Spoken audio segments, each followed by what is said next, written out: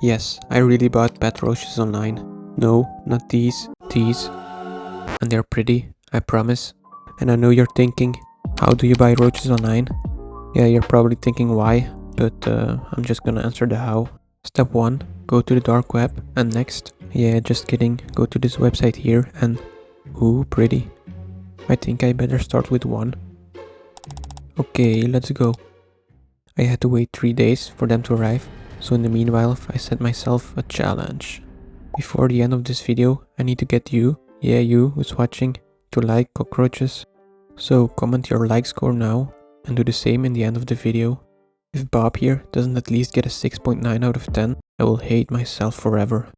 How will I get you to like them? Magic. And some crappy editing.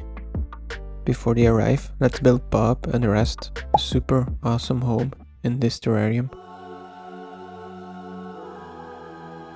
Okay, this is just a nasty old terrarium. However, this was proof you can make anything look good with some editing. Maybe not anything.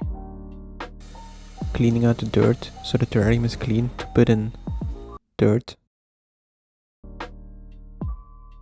Beautiful. I'm pre-testing the dirt with some isopods that come from another enclosure. They like it. Releasing these isopods before I continue. This one doesn't really seem to care, he's back in the wild. I don't know why, but I feel a very strong connection with this one. Anyone else have the same feeling? There are only 2 days left before the roaches arrive, so we better continue the build. Of course, this dirt needed water to work. In the meanwhile, I'm cleaning the terrarium. And just like that, my dirt is clean and my hands are dirty. That's how it's supposed to be. Adding some extra stuff. Wait a minute. Why does my hand look like a chicken leg? Like if you agree.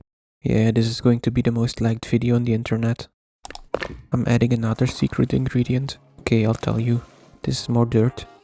But this is dirty dirt compared to the clean dirt we already had. And that was the last time I said dirt. Let's add the dirt. I had the genius idea of using the side as the front. That way, the door doesn't block the view. This piece of wood will be the centerpiece, so of course it goes in the back. Adding the dirt. For those who don't know, this can be done by using a shovel. Yeah, you get the concept of adding dirt. I'll speed things up. Luckily most of the dirt was clean. Keep watching, because by the end of the video, you'll give Bob here a score of at least 6.9 out of 10. Sloping towards the back. This is one of the most important steps, because I like slopes. And here are the plants. I thought this was going to be a cool edit. Yeah, I'll just do this instead. Wow, such plants. Amazing. I found the moss right here. And the rest of the plants I took out of another terrarium of mine.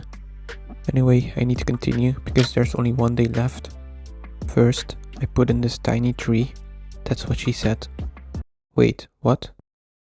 Next is this fern. These animals live in a forest, so I'm mimicking that. Of course, as a biologist, I can tell you what this is. This is my hand. Now put on your shoes, because what comes next will knock your socks off. It is a moss adding montage. Yeah, that sounded more exciting in my head. And yes, the moss just keeps coming.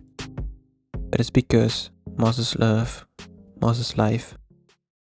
The terrarium is almost finished, so we can already add some roommates for the cockroaches. Oh, what could it be? That suspense. I can already tell you, it are not bears. It are isopods. And I know it looks like there are a lot of them, but that is because there are a shitload of them. They don't get any bigger than this, and they will help take care of the waste of the cockroaches and the dead plants. And just like that, the terrarium is finished.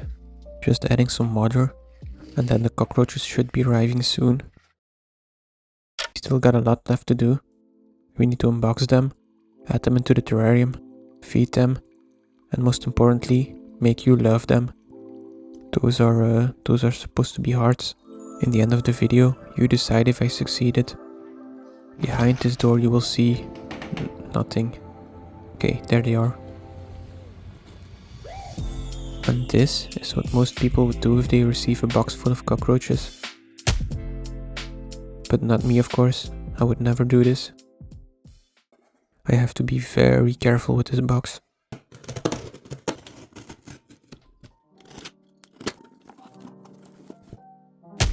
Damn, that sucked. I ordered 6, but I think there are 7 in there. And I might be dumb, but I think I'm still smart enough to count to 7. Score, free cockroach. And you know what's better than a free cockroach? 2 free cockroaches. Because it turns out I'm not smart enough after all. There are 8. Step 1, done. Time to add them. These are emerald cockroaches, by the way. For the non-biologists, they are called that way because they are emerald and they are cockroaches. Yeah, I know, biology can be hard sometimes. I'm sure your score has gone up to at least 5 by now, but keep watching, because Bob here is going to get that number up. Oh look, he's giving me a little love bite.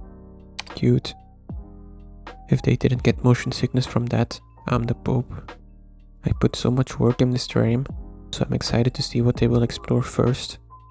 Let's follow Bob. I'm sure he loves the new terrarium I built him. He is going back into that crappy cup. Not going to lie, that gave my confidence as a terrarium builder a blow. Time to feed them. Since they refused to come out of the cup, I gave them a piece of apple in there. And then, after a long wait, finally one got out. I'm so happy my hard work is finally appreciated. Never mind. Maybe this helps. Yes, it's happening. Great success. Here we go. This one is really exploring the terrarium. He is nowhere near that cup. He got out. In the meanwhile, the others are still in the cup and are getting hungry. Like most cockroaches, they are not picky for food, but they do prefer fruits. Since they come from Vietnam, they mostly eat... yeah, I don't know what fruits grow in Vietnam. Yeah, you're waiting for it.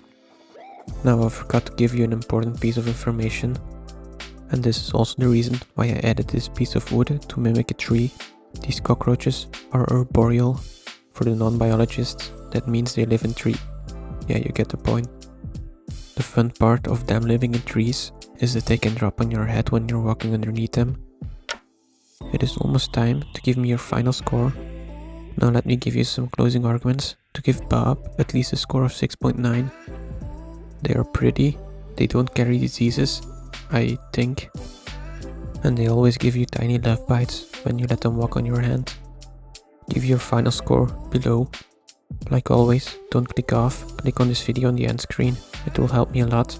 Thank you to all patrons, members and everyone that watched. I think you'll like this video next. Bye.